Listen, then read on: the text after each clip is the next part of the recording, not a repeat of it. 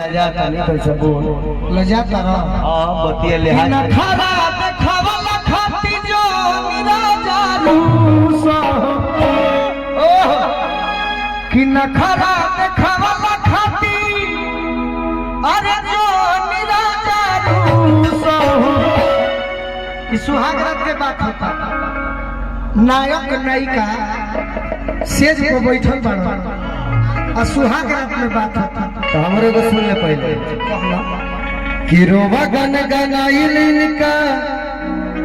हर बातें मसकल चोली पगला रातें इसीलिए निकली अंजलि चाचा कि हमारो के लगही सुताली सिचुएशन देख के बेटा रावर पी के रोज करे ले हमारो के लगही सुताली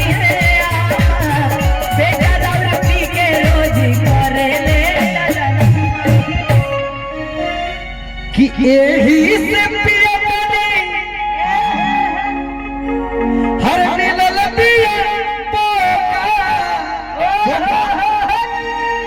अभी परिस चार गो के हिया माना सो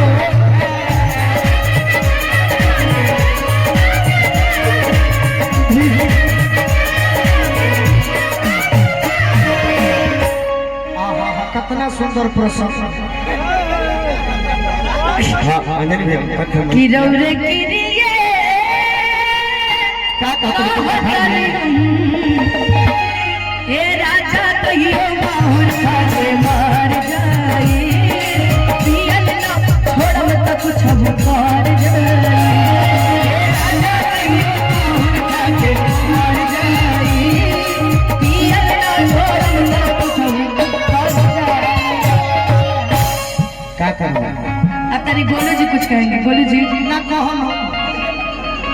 जब हम सुनी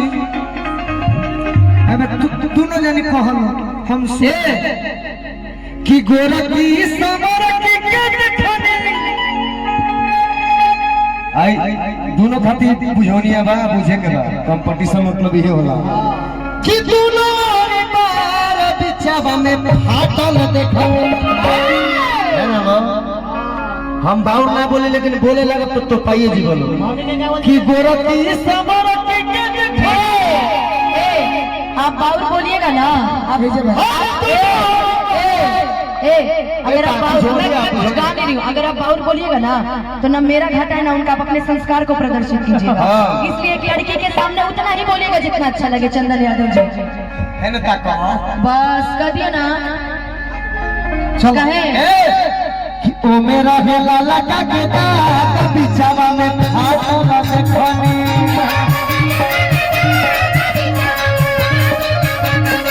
मेरा है लाला का गेदा बिचावा में फाटल देखनी